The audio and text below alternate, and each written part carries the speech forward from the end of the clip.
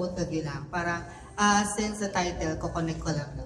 Parang, this time, me and James are, parang Nadine can answer and vice versa. This time? This time, me and James, or Nadine and I are... This time... this time, it's real. Yeah. How about Nadine? Okay na? Sige, kay Nadine na lang.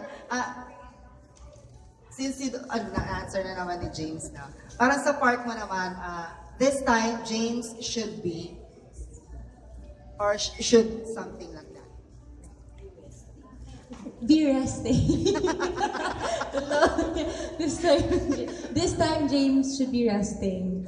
Well, ano naman po kasi, as in, super hectic po talaga ng schedule and hindi po talagang kailangan din po ng rest. But really, really thankful kasi nga po sunod-sunod nga po. It's all a blessing.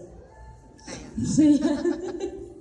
Since 2 years na kayong magkasama ni James na, tapos parang 2 months na yung relationship, may mga nagagawa pa ba si James na parang kilig moments or kilig moves na tumatama pa rin sa'yo?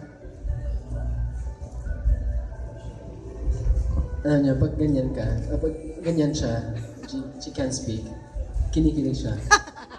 That's her way of, she gets quiet. And it's the first time I've seen that with Nadine. So, Actually, that's what I've learned about her, I guess. Yeah. To answer the previous question. Sorry. Kakat ko lang. May announce na ako kasi yun. Paki-ayos lang po yung car. Tapos,